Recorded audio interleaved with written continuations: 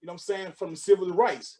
Now you have the talk of empowering women, which the white feminists and the black feminists, two totally different things, man. Two different genders that was going on. But when you have that going on, it changes the dynamic of the black family. You know what I'm saying? Right. So we got to get back into our role in the community, our role back into the family, man. And that's our role as of right now in America. I feel though. You know what I'm saying? Go ahead, B. Ha ha ha. All right, y'all. And you're right. But what we need to do is recondition our mind. We need to refocus on other things than money. We need to find ways to get back, because when we say I was educated, because what you're saying in technical, I'm a tech guy. I have a technical, associate's degree. My associate's degree is aircraft maintenance. I'm good with my hands. I'm a mechanic, which is education too. It is a trade. It's a trade that got me. I'm still working, doing this whole, pandemic, this bullshit anyway. Pandemic. But what it is you still have to find a foundation, because at one point in time I was lost. At one point in time I was walking on quicksand, and I kept giving up on myself. Now, my dad was constantly pushing me, but at the same time, my mindset was like, man, I ain't even trying to hear that. I'm trying to find ways to make this money, because you gotta understand, I was a father. I had 2 kids in high school. So, you will look at it as a death sentence, to be honest with you, because of the mentality of, I didn't really know who I was, but then at the same time, I brought life into this world. Right. You know what I'm saying? So, Right. So what we got to understand, but it takes time. And the fact is, what I'm trying to say is, don't give up. Don't quit. Now, is my past perfect? Hell no. Have I done time? Yeah. Have I done prison time? Yeah. But at the same time, it's not going to quit me from doing who I have to be and what I have to become. Right. It took me, say, the last 5 to 6 to 10 years to understand who I am. And I think that what we need to understand is who we are first. And when you first love yourself first, everything else will fall into place.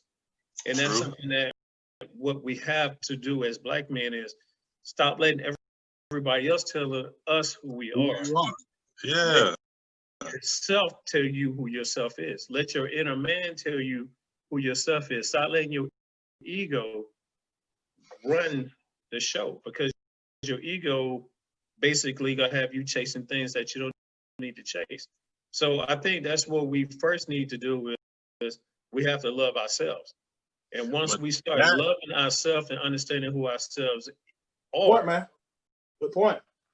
Then everything else falls into place. Everything balances itself out, because Go ahead.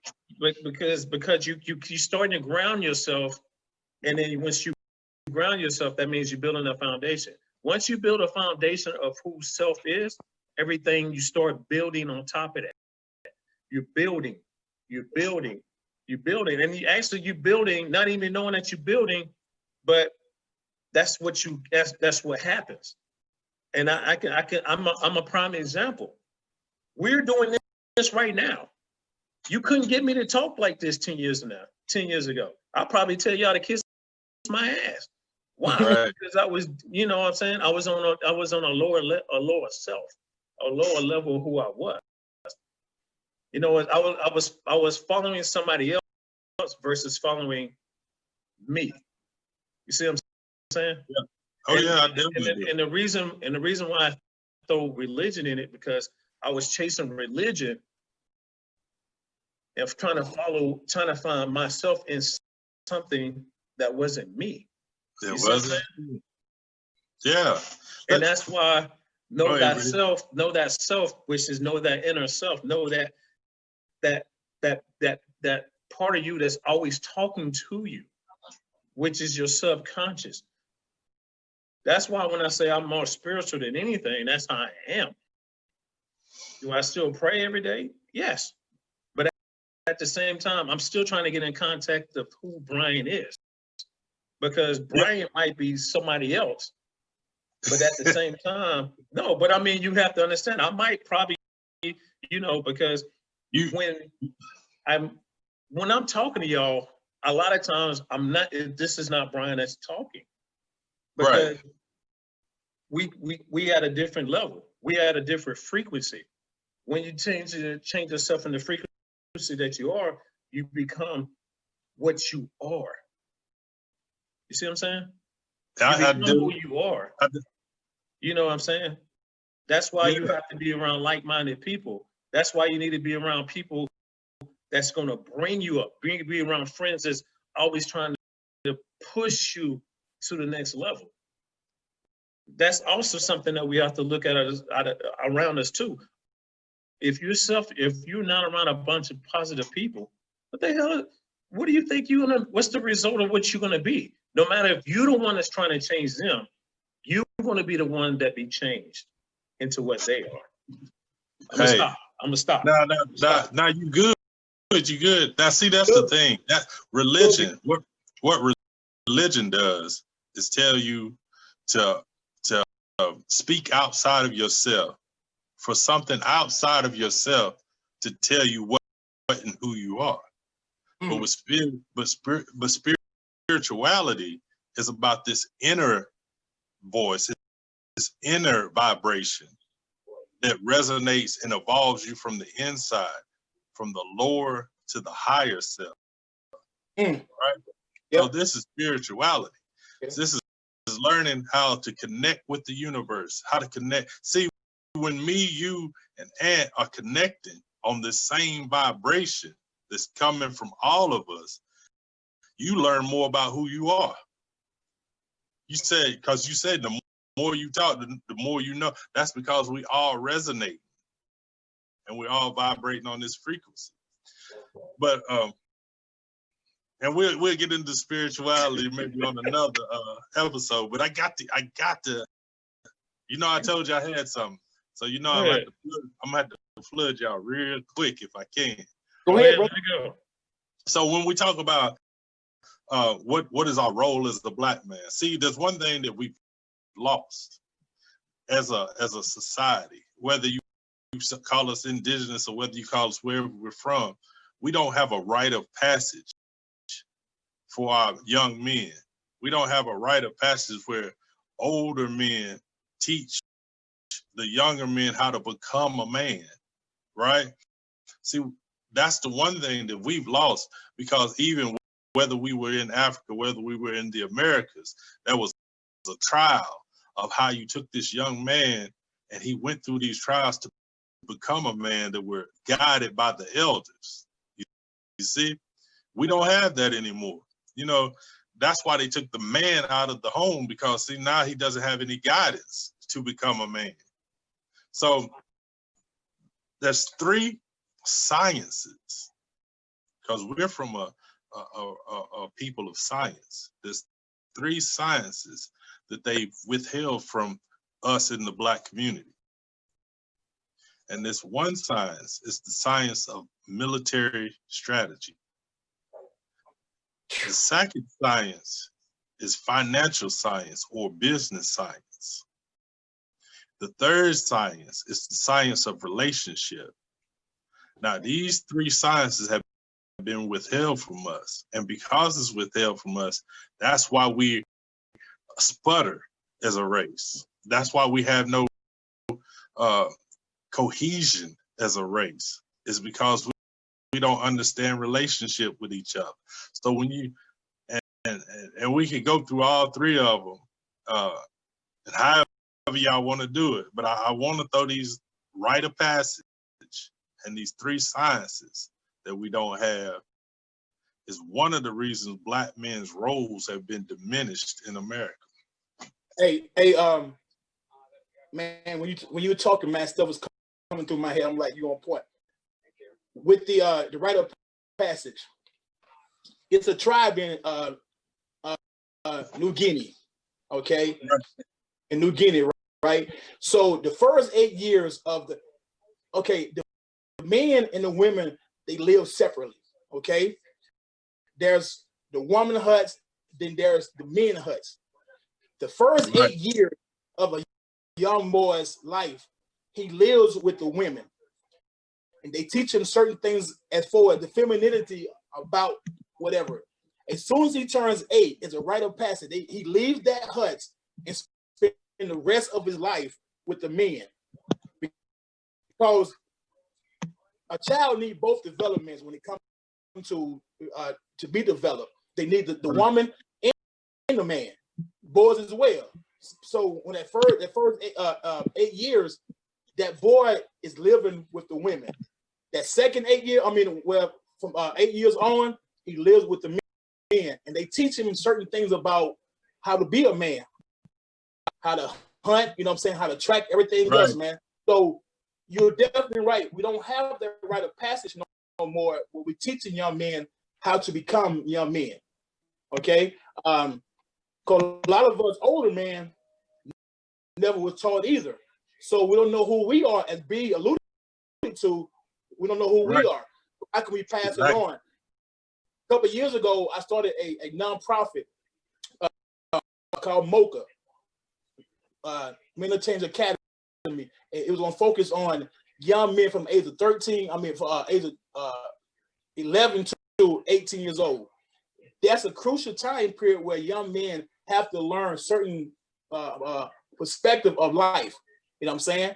And we got to get back to the rite of passage, but we got to be able to help develop the men that we got right now. Because a lot of us wasn't developed well, including myself. I'm one of the things after the fact, years later, through trial and error. You know what I'm saying? Through trial and error.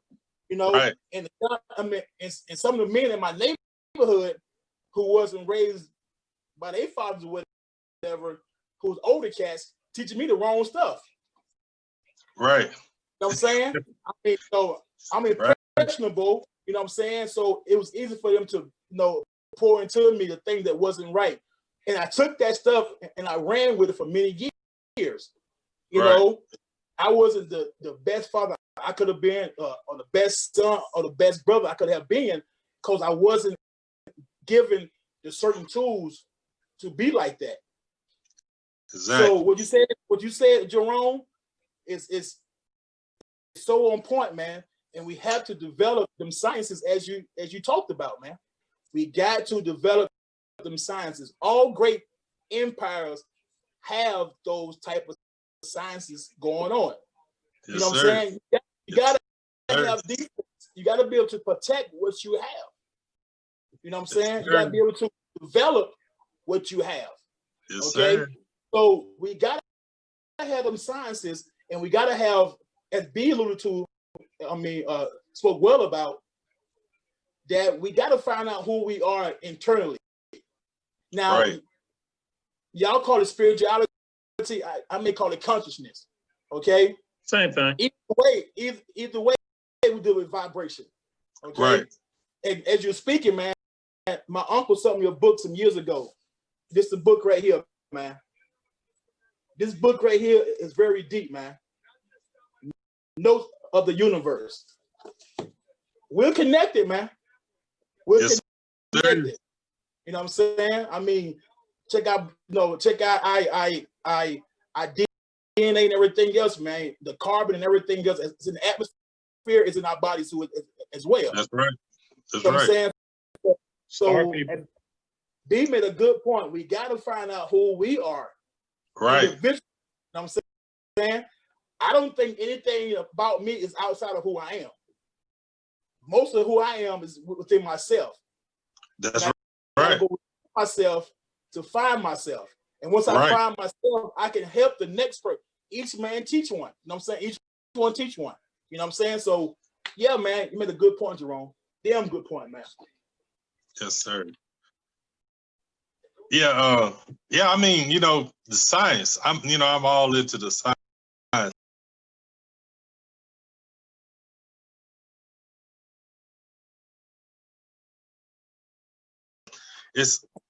Let me tell you what religion has done to you.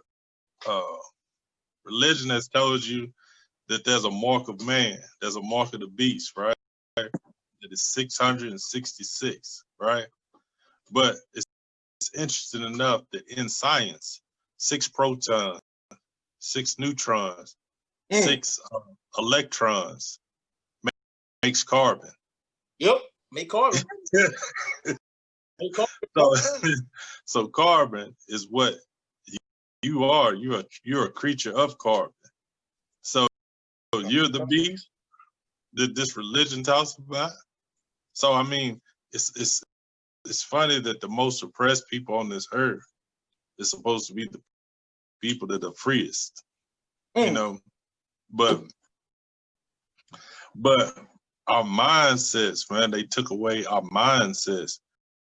Like I said, these 3 sciences, and I'll say them again: the science of business, the science of relationship, and military science was taken away from us because that's why we don't organize ourselves in business. We don't organize ourselves in and when I say a military structure, that's the same thing as like a voting platform. That's the same thing in politics. That's the same thing. Why we don't protect each other as far as the judicial system, because we haven't learned how to come together as a military and use military science to take back our positions.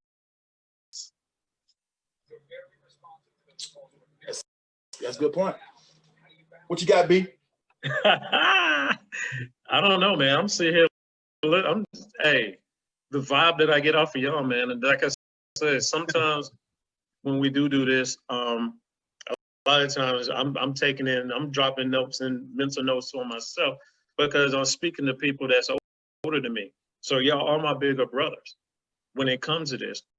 And I mean, I have actually, I seriously look up to Jerome because he has helped me through a lot of things when me fighting off of religion.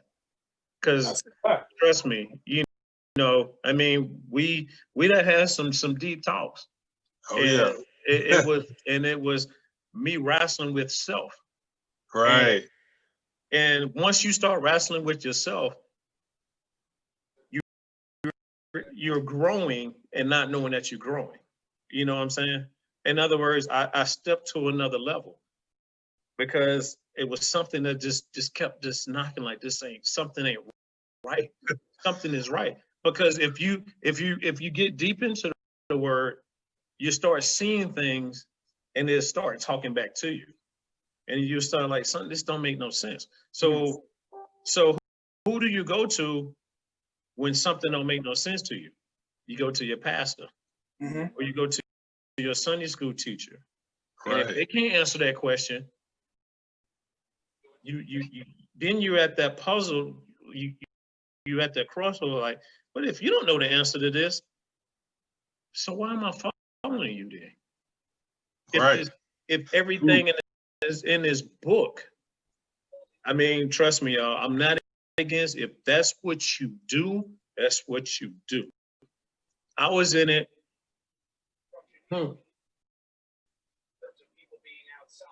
Let's see. Let me say this. I was a Sunday school teacher. I was a Bible school teacher. I prayed for this. This is just being real with y'all.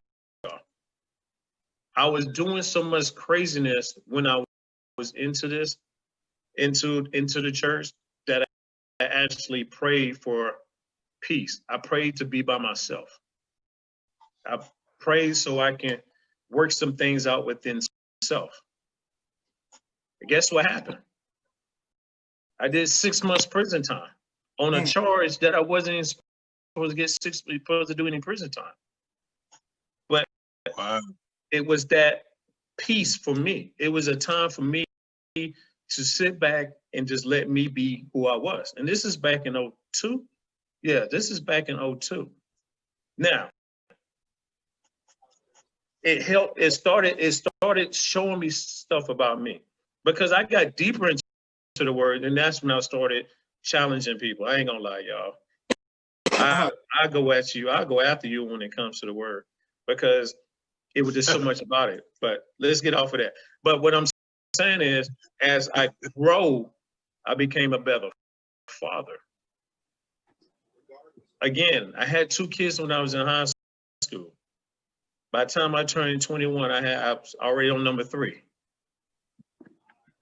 I'm 45, and my youngest is 10. But right now, I can tell you now, I evolved, and I keep moving up to another level. If I'm the same person I was 10 years ago, why are we even talking? Right.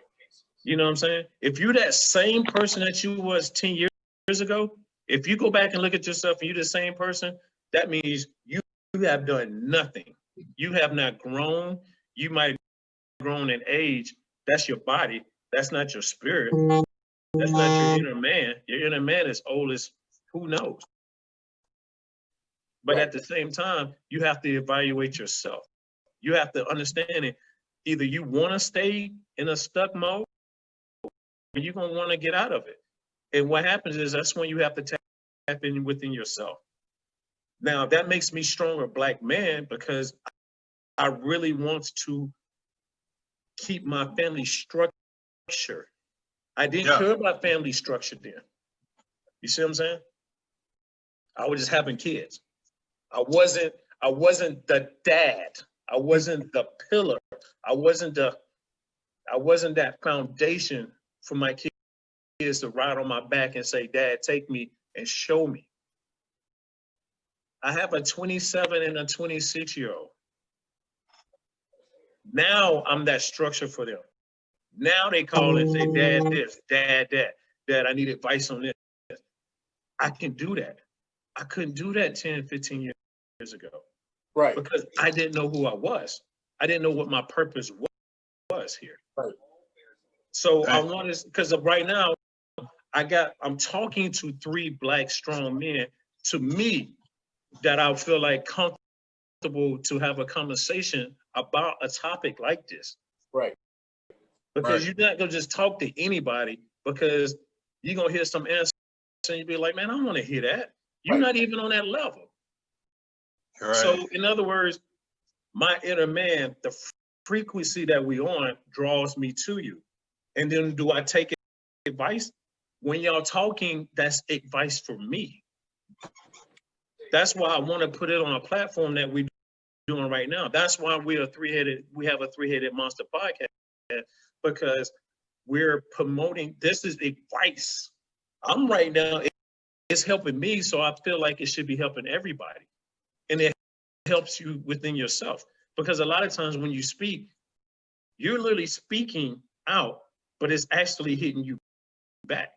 Because a lot of times when you're not, once you're out of your ego phase, man, you'd be amazed how deep you can get. So being on here with y'all motivates me. It makes me want to do more, especially somebody who's been diagnosed with post-traumatic stress and been dealing with depression since 90, 93, 94, 95. Right. This takes me out of that mode of being in that label, you know what I'm saying, mindset of saying I'm that, because I can talk to y'all, and then when I feel like I'm frustrated, or I feel like like Friday, I called Jerome because I wasn't feeling that vibe to be on a podcast when I'm not me. Right. And then I called D.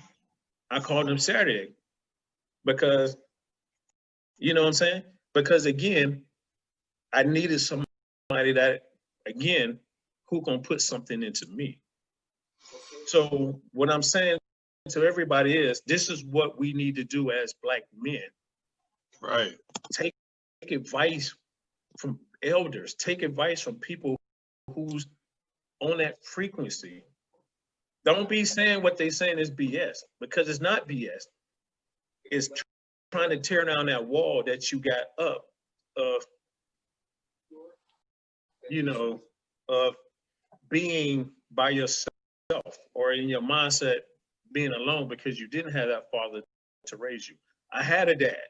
Man, my dad might have done some crazy things, but in his latter years of before he died, my dad was powerful to me. You know what I'm saying? I didn't even care what he did in the past, because at that present time, I was feeling it, he was pouring out what he had left into me. And I respect that. A lot of people don't have that. You know what I'm saying? So I love this. I love this, y'all. And I say I appreciate y'all, man. Man. You know what I'm saying? This is deep, man. And then this is something that we are. And it's something that we need to start constantly banging on brothers' head. Everybody that probably looked at this, joined, and then knocked off, y'all need to go back and listen to it.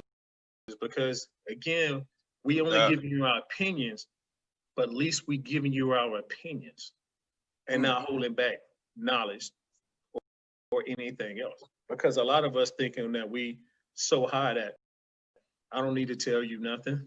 No, this is what we are. So, but let me get off. All right, go ahead, Jerome, because you're rubbing your hand. Yeah, yeah. Because when you said something, it clicked in me.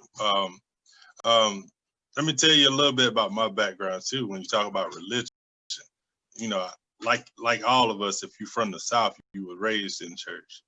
So I've been in the church a long time. Well, I was in the church a long time.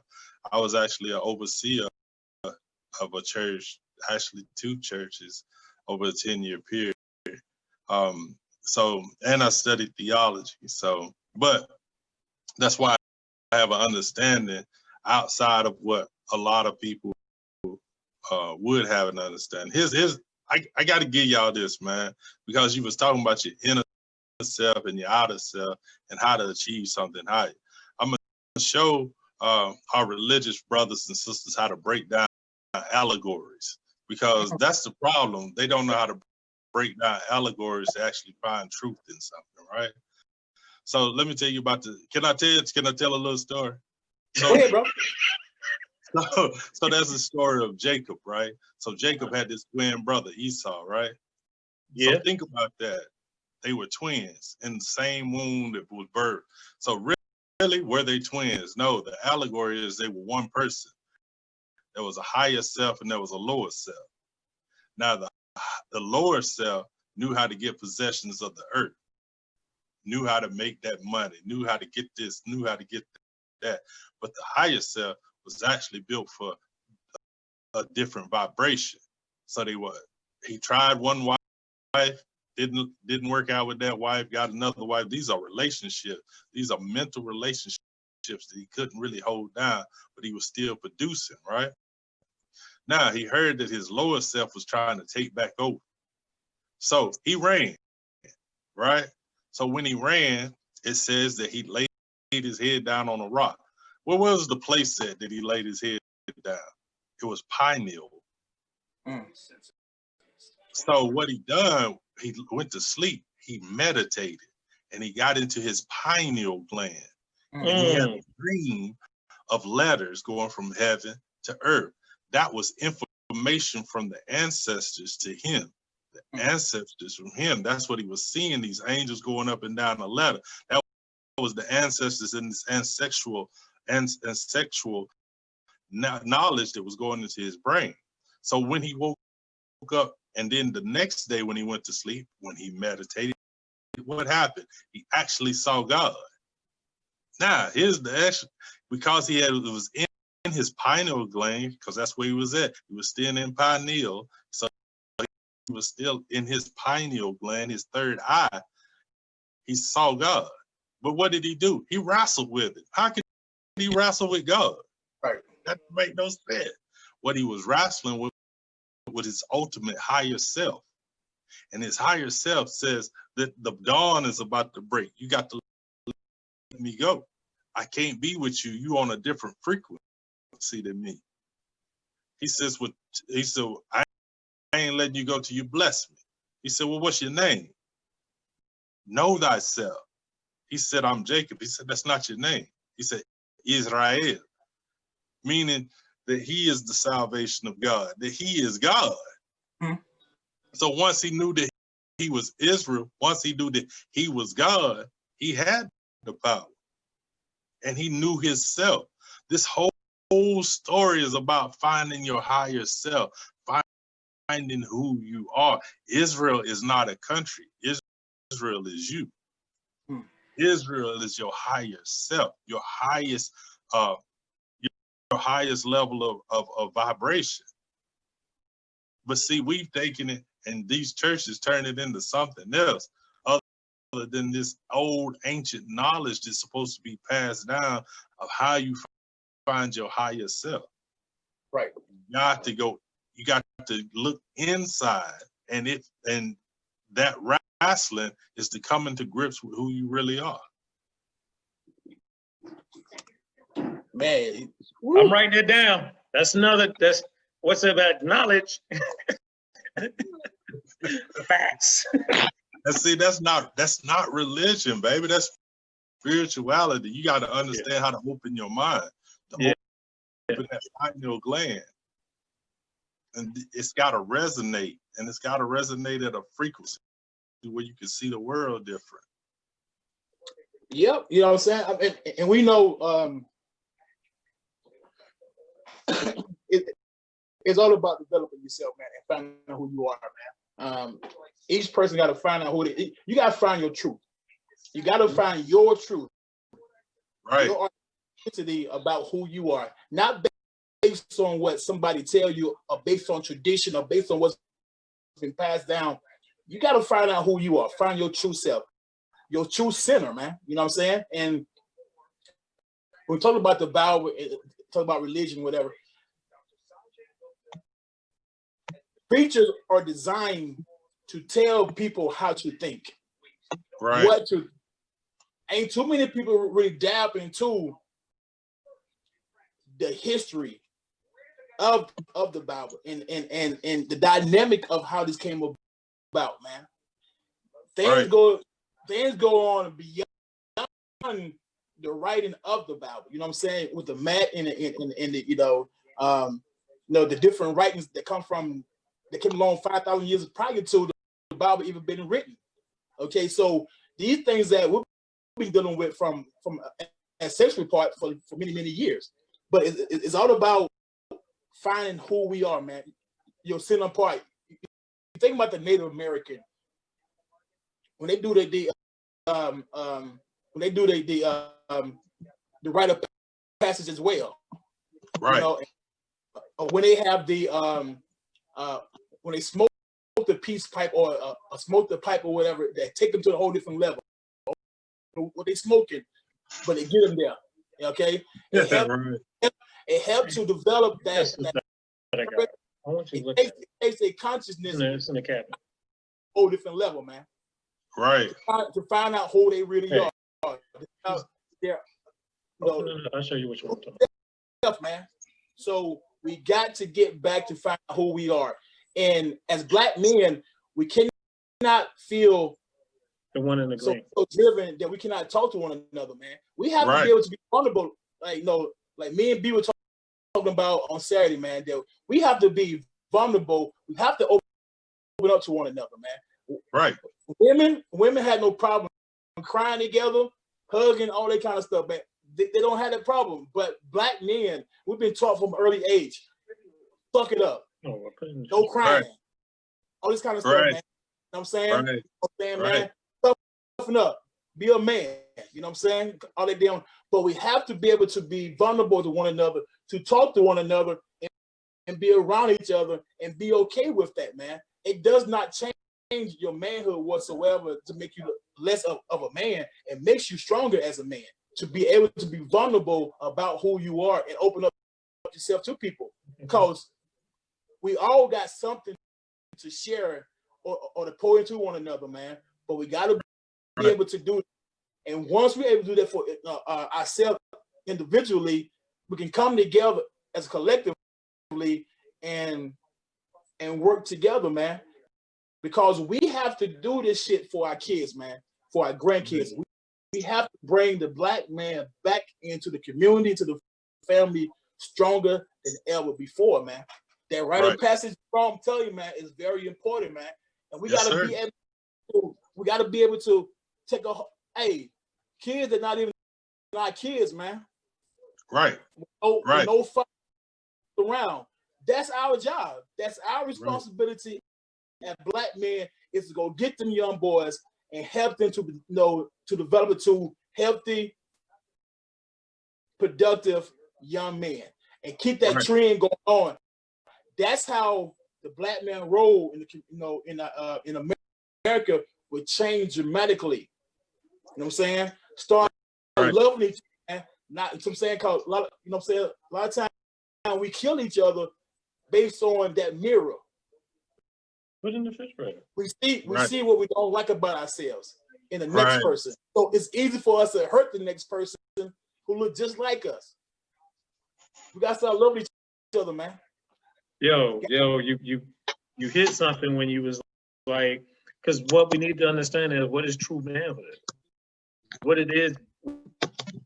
is being a man. Because we have been taught wrong. You know what I'm saying? I can say I was taught wrong. Did I listen to the most positive people as I grew up? Nope.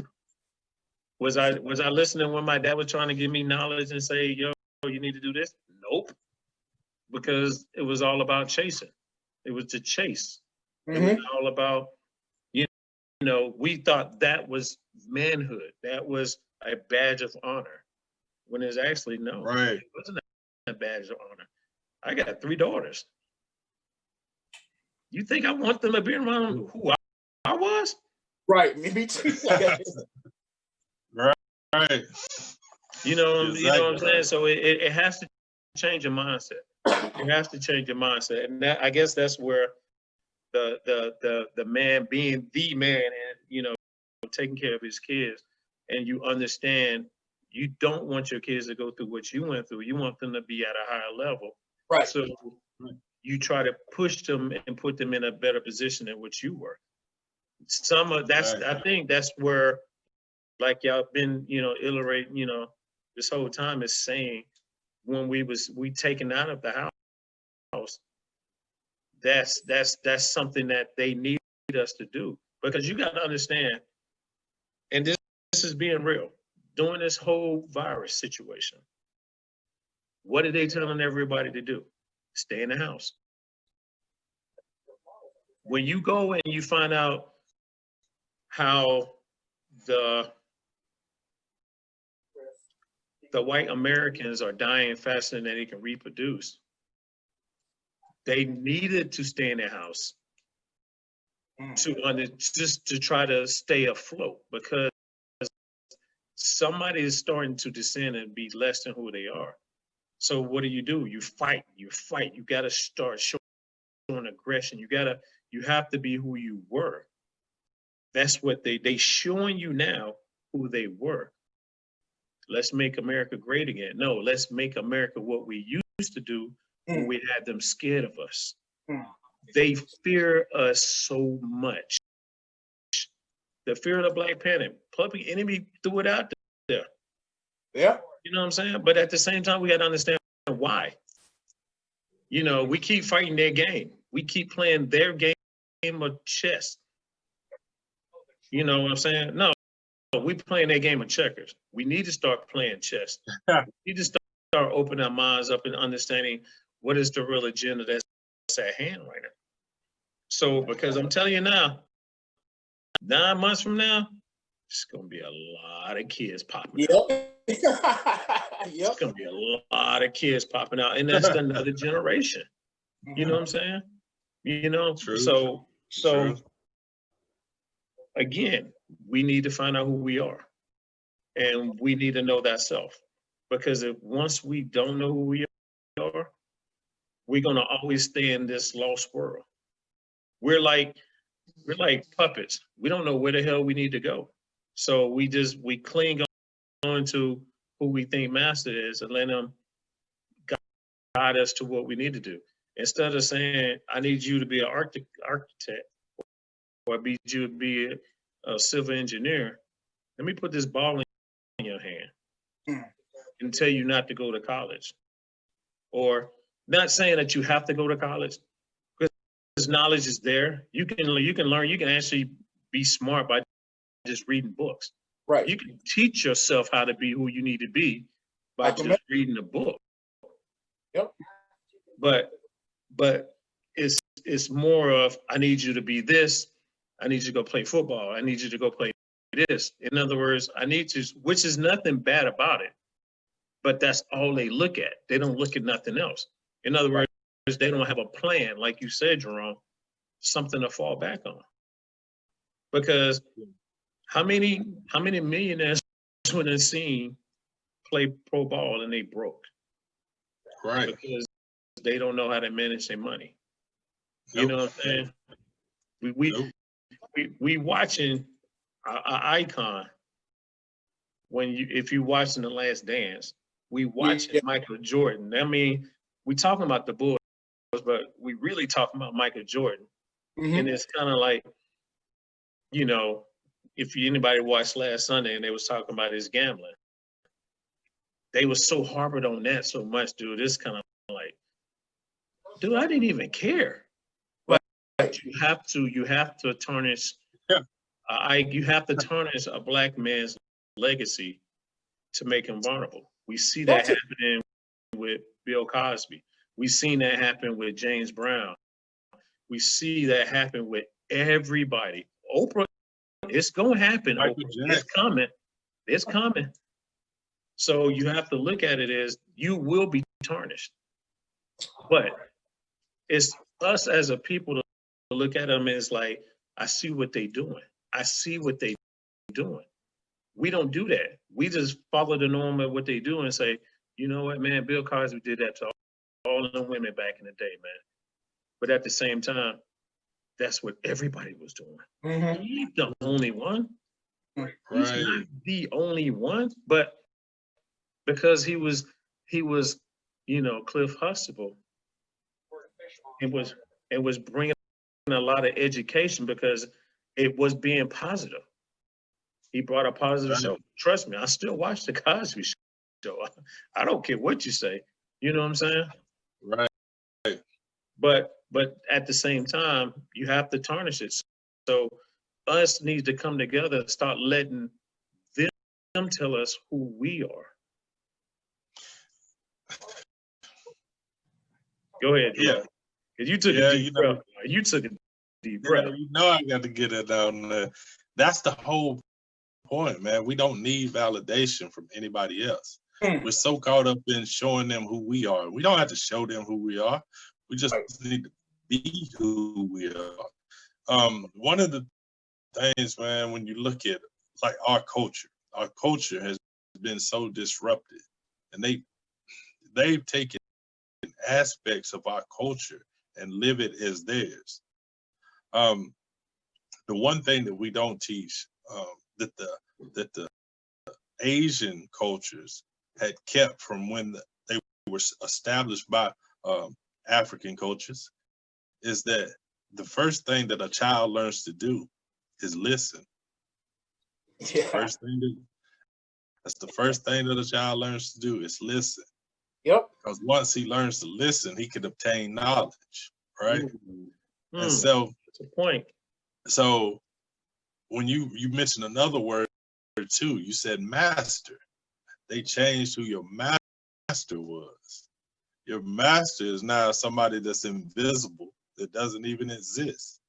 When your master used to be a teacher, somebody you could go to, and somebody that would show you the way, somebody that would show you the arts, somebody that would teach you to be better than them. That was a master. Now your master is invisible. invisible, and you call on him for things that you could do for yourself. So culture and thought have been changed for you. And that's why we're in the predicament that we're in, is because you're trying to prove yourself to somebody that hates you. That makes no sense to me. Why are you proving yourself to somebody that hates you anyway? And don't even know why they hate you. They hate you because you at a higher level that they will never be able to reach. But that's only because you're designed. That's your physical design to be at that higher level. But you vibrate at that higher level because you don't know who you are. You don't know who you are. You don't know who you are, man. And man, y'all made some good points, man. And they're jealous because you have the ability, but you don't even use it. You know, yeah. You know, it is asinine, man. You know what I'm saying? It's asinine, you know, during slavery, they treat us as though we was less than animals. However, right. our critical thinking skills, our ability to adapt, our ability to learn, our ability to be able to take these bricks and build a White House, to build these houses. We were very intelligent. They know it's very intelligent. But when you're able to when you're able to break a person down to let them know that you are stupid, you are dumb, or whatever. Take a child who 3 years old, and for 10 years, you tell that child every day, you are stupid, you are dumb, you no good. Eventually, that child will become no good, not smart, all this kind of stuff. We're able to brainwash that child to be something they're not, versus them being able to build them up, man. And right. You know, we have to be able to, going back to Jerome said, we got to pass the buck on to our kids, man, to let them know who they truly are, who they come, you know, who they can become. And we have to lead the way as Black men for the Black boys and the Black girls to be able to see that you can do whatever you pretty much put your mind to if you tap into who you really are. Right. We have to get our Black men on the same page at an early age, man. We got to stop the divide that we got going on, man. And we got to look at that. Our greater purpose is not to shoot a basketball or you know, or to, you know what I'm saying, or to catch a pass or hit a baseball or whatever, or even music. Our greater purpose is help to develop our community, help to strengthen our community, help to build our kids up to be more than what they think about themselves, man. You know what I'm saying? Right. Right. You know what I'm saying? You know, with my son, who's 15, you know, he's a hell of a basketball player, but that's not my focus. My focus is your education, man, to learn something beyond your basketball skills, something that cannot be taken away from you, which is your thinking, your way of thinking, how you feel about yourself, how you think, your thinking process, your critical thinking skills. You know, these things have to happen, and we got to continue to pour that into our kids, man. And that goes back to the fact of our role in America as Black men is to get ourselves together so we can lead our people in the right direction. We have to do it. Every other race, for the most part, men in their family community take the lead, and they work together. They work together to develop their community. They work closely together. You know, when the Asians come over here and open up that, you know, Chinese store, one family would leave, another family would come in. They kept that thing going on. You know what I'm saying? They keep it going on. They keep stuff within their circle. And that dollar passes probably 10 times, you know, before it leaves the fucking community. With us, it's one time. We get it, it's out of our community, man. We got to build our community back up, but it starts with Black men. It cannot be done without us. We have to get our position back in the community, man. Get ourselves together, man. Stop trying to chase all this ass out here. Right. You know, we gotta stop doing doing it, man. That's not. But see, when you use for that perspective, when you use as a buck to only reproduce, man, that shit passes on. That mindset passes on. You know what I'm saying? So we were taught, we were trained to have a lot of damn kids, man. We were trained to go to different women. We were bucks. They called us bucks, man. They had fucking forms designed for us to fucking have kids, man, to reproduce.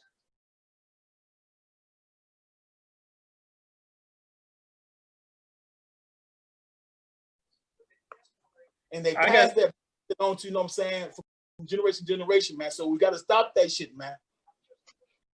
I challenge everyone to do this. Because this is something that I do to my boys. I tell my boys to tell me what they are. And all I want to hear is, I am great. I need them to say that. And I need them to keep repeating that on a daily basis.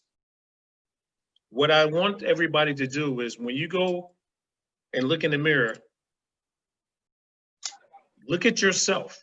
Because when you're looking at yourself, you're looking at your inner self at the same time. Because sometimes you look in the mirror, that's not the person that you're really looking at. That's an alternate view of who you are in the present. Say I am, and then say something positive behind that. I am strong. I am great. I am worthy. You see what I'm saying? Because what happened is you're telling yourself, with yourself is gonna, you know, it's gonna, I can't get the word out of my mouth. Affirmation. You start affirmation. Yeah. That's something that we don't do. You know what I'm saying? So I challenge anyone that's on right now to do that and just say I am and make sure it's something positive about it. And let it stay there. And don't say nothing different. And don't let nobody else tell you anything different. Because if you don't believe in yourself, hell, and it use to me talking to you if you don't believe in yourself, because I can do all I can and you still not only, it's still gonna bounce off of you because you don't believe in yourself. So I challenge everyone to do that. Just say I am and then say something positive and pass it on to somebody else. You know what I'm saying? Because we are who we are. We're the star children. We are the key, say this, we're the gatekeepers of this planet. Right. That's who we are.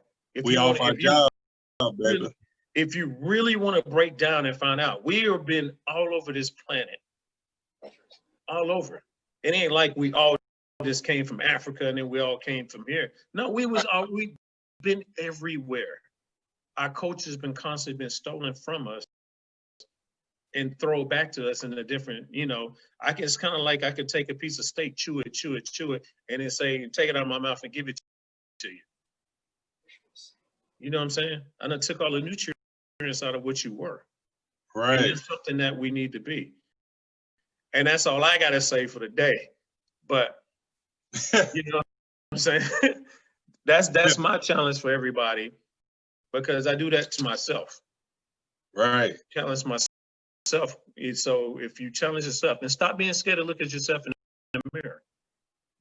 Hell yeah. You know what I'm saying? Hey, the hardest person to influence, man, the hardest person to make the change is yourself. You know what I'm saying? That's the hardest person you ever going to. The most difficult person that you ever going to deal with is yourself. Nobody is more difficult than you are. Nobody. Because you know why? You know who you are, or I say you know who you are. You be around yourself more than anybody else. Right. So the hardest person to deal with is oneself. Everything that goes on around you is based on you, man. It's based on you. You know, it's an ancient saying. It's easier to conquer your enemy than it is to conquer yourself. Yeah. You know, let me say this too, because when you were talking about the affirmations, right? Can I Cause I want to help, cause I know our Christian brothers and sisters are listening to this. So I got to break down another allegory for you, right? So you talking about, so you was talking about Moses, right? See, Moses was on this backside of the desert. He was running, right? He was running from his old self. He didn't understand who his higher self was. He had developed for 40 years on the backside of the desert. He saw this burning bush, a burning bush, a burning bush. So this bush, it burns all the time because it's hot out there. They just catch fire. This one wasn't consumed, right? And it was talking to him. So he was hearing from his inner fire, or this consciousness that was telling him, I want you to go free my people. I want you to go free your people, right? So this is us. We've heard the calling of this burning bush, right? That we need to free our people. That's why we vibrate and we put this resonant out through our words. But here's the interesting thing. He said, I'm not good enough to do it, right? That's that self-doubt that came in him, right? But what did the burning bush tell him? It said, you can do it. I'll be with you, right? This higher self, this higher knowledge, I'll be with you. He said, well, what do I tell him? Who do I tell him sent me? Because they know it wasn't me. It had to be something higher than me, right? He said, well, tell him the I am sent you, right? Right. Now, check this out. So the I am sent you. So that means that anything that you want to be, anything that you need, you just say, I am that. I am strong. I am the conqueror. I am the lead. So what that allegory was talking about was you being that inner God, you being that person that can do anything that you set your mind to. It's not about a mythical person in a book. It was about you. It's old, and I'll say African. It's an old, ancient allegory that was placed for you to understand who you were. So you can see that affirmation of everything that you have to face. You say, I am greater than whatever it is that you face. That's what we don't teach our young men. That's what we don't teach our young women, that they are greater because they say it. I am. Hey, I tell you, man, you be coming at me, man. Coming at you right here. I am. Power of discovering who you really are. I am. That's a powerful word. I am, man. That's very powerful, man. I'm telling you. That very I am. The power of discovering. Discovery is something within this discovery. All right. You're going deep. You're going within. You're going somewhere that you've never been before. You know what I'm saying? Right. You know what I'm saying? Who you really are. Yo, I didn't know that book exists, yo. I ain't even gonna lie to you. I didn't even know that book exists, man. See what happens? See what happens when you get on that frequency? You get on that frequency, just, hey, thank you. Oh, the power I am. And Jerome made a good point. We gotta have our kids to believe that I am somebody. Right. I am right. The affirmation, that word, man, every day we have to drive that thing home, man, because the same way the positivity can get up in there, the same way the negativity can too. And that negativity can linger for many, many years, man. Right. Negativity is very powerful, man. But sometimes we gotta leave who we are to find out who we are. In the book, The Alchemist, the young man was on a journey to discover who he is. He went to different places and talked to different folks to find out who he was. But at the end of all of it, he had to leave himself to come back to himself. And at the end of that journey, he come to realize I had to leave myself to find myself, but I always been where I always been. Right. You've always been. But sometimes I got to leave who I am to find out who I really am. And we got to leave ourselves, man. You know what I'm saying? And talking about allegories, when it comes to the Bible, let's take Jesus Christ for a second. When he went to the wilderness for 40 days and 40 nights, and he talking with the devil supposedly, okay? They going back and forth about what's what. But that was a moment for him, to find out who he really was. He was dealing with some things too. So he had to leave where he was from to go somewhere else to discover who he really was when he came back. So I'm saying all this to say is, what you said, Jerome, that sometimes we gotta leave ourselves to find out who we are, but we got to go. We have to go. How tough it is, man. How hard it is, man. We gotta leave ourselves, man, to go find out who we really are. And when we go find out who we really are, we gotta bring that back, not only for ourselves, but for our people as well, too, man. I mean, sometimes you got to step out of the. Let me drop this. But sometimes I mean you have to step away from where you at in an environment that you're in. That means when you feel like I can't do it. I can't do it. I was like that. I was like that before I moved to Philly. I'm like, man, I've never been that far up north. Right. Me moving to Philly? The hell? What? Me moving to Philly? I was scared. But at the same time, I'm like, man, I got to do this. Right. I came to Philly, y'all, with $100 in my pocket. That's it. I came with $100 in my pocket. That was 12 years ago.